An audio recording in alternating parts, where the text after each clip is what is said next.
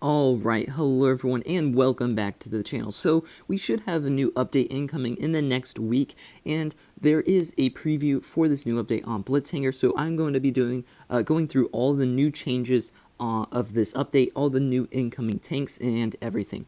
So obviously I'm sure most of you know already the T100 LT line is coming to Blitz in the next update. I'll just briefly go over the statistics here. I'm not going to do a full in-depth review of these yet or anything like that. I'm sure most of you have already watched videos about them anyway. But just a quick brief over the stats here. Obviously, the T100 LT is a tier 10 light tank, 1750 HP, great, pretty good view range. Here we have 310 alpha, 240 millimeters of penetration, and it's got a 5.94 second reload time. I will say this tank does have some pretty bad gun depression for a light tank, only 5 degrees of gun depression.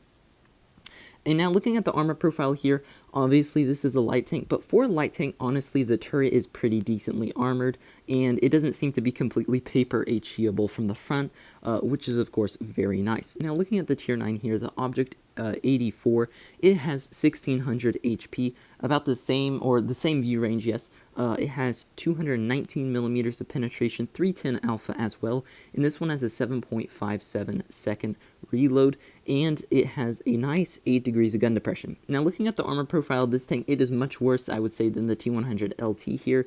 Definitely the turret there is not as well armored. I would say actually the hull is probably a little bit better armored on that tank. You might get a few troll bounces at some good angles. And now, of course, for the tier 8 in this line is a tank that currently already exists in the game, but it's being reworked, it's being reworked into this line basically, and it has the T54 LT, or lightweight, sorry, I don't know why I said LT. You guys know this tank already. Decent turret armor, honestly, for a light tank. It's pretty good. 1250 HP, 250 of view range, 175 millimeters of penetration, and a 280 alpha gun with 8.15 second reload. It does only have 5 degrees of gun depression, though.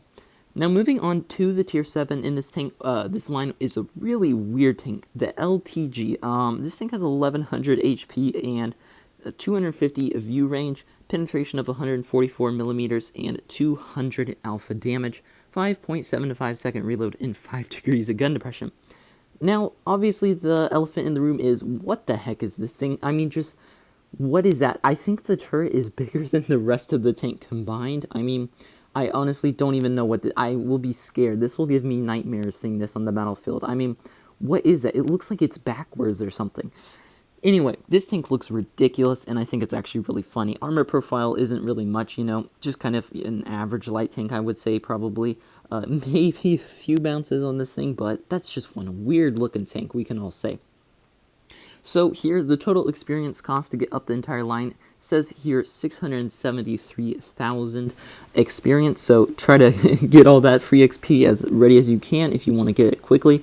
And then there are some buffs and nerfs in this update. Now, basically, Wargaming is reworking Tier 9 a little. Now, they're changing it so that, kind of what the same thing they did with Tier 8. Next update will be Tier 10, most likely, which we'll see what they do in that update. I'm sure we'll get some details on it in a week or two once this update does drop.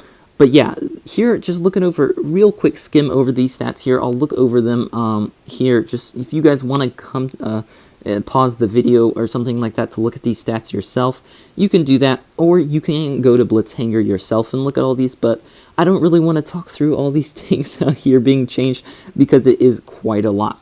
Now, I will say one thing here, the Strayer WT here is going to be in, I believe, the lunar event, or whatever, like the Chinese New Year event, I believe, is that tank. I do have a video on that tank. I think I'll do a new one because that tank will be coming out, and hopefully we'll be able to get it for free in that event.